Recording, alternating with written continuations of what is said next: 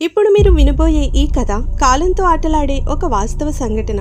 ఒక పురాతన సమాధిలో సమయం తలక్రిందులైంది.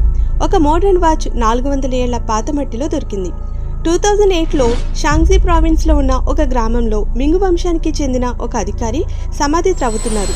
అక్కడ వాళ్ళకి పాత బంగారు వస్తువులు, పురాతన మానవ అవశేషాలు, వాటితో పాటుగా ఒక రింగ్ వాచ్ దొరికాయి. అది ఒక చిన్న గడియారం, ఉంగరంలో ఒక ఆకారంలో ఉంది.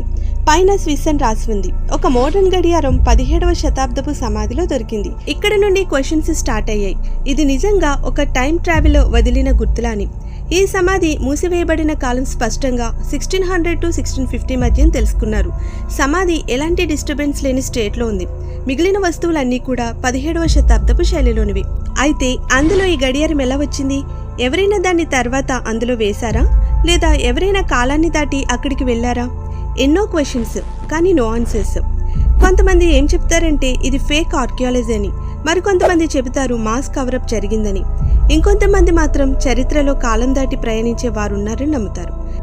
మరి మీ అభిప్రాయం ఏంటో చెప్పండి.